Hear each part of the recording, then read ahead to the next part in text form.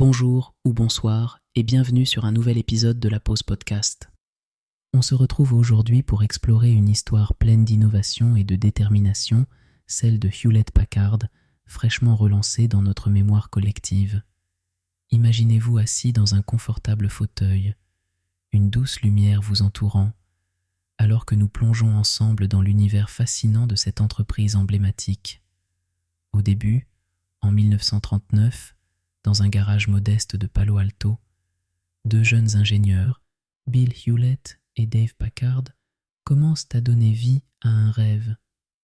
Leur première création, un oscillateur audio, est conçue avec l'ambition de bousculer le monde de l'électronique. À une époque où l'Amérique était en pleine guerre, leur esprit d'innovation se mêlait à un contexte où la technologie devenait peu à peu accessible. Ce garage, souvent considéré comme le berceau de la Silicon Valley, serait le théâtre de milliers d'idées audacieuses. Puis, au fil des décennies, HP évolue.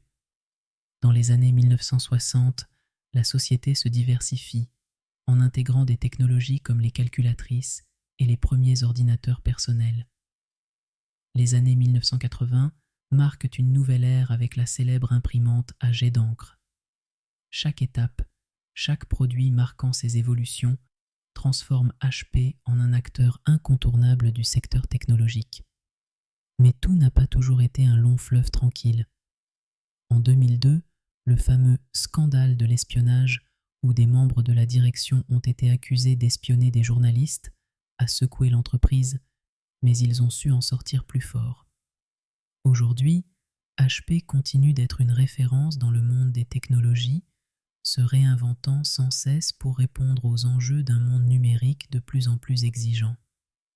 Avec des initiatives en développement durable et une volonté d'innover pour demain, la marque porte l'héritage de ses fondateurs tout en se projetant dans le futur.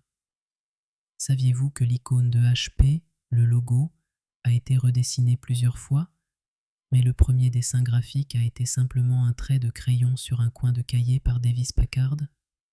De plus, l'un des premiers clients de HP fut Walt Disney, qui a été enchanté par le travail de ses ingénieurs.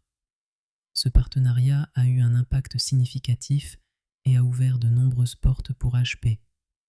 Ainsi, alors que nous terminons ce chapitre sur l'histoire fascinante de HP, prenons un instant pour réfléchir à la manière dont les petites idées peuvent se transformer en grandes innovations. Tout comme Hewlett et Packard dans leur garage, nous avons tous un potentiel créatif à explorer. Merci de nous avoir rejoints dans ce voyage apaisant à travers le temps. Prenez soin de vous et à très bientôt pour un nouvel épisode de la Pause Podcast.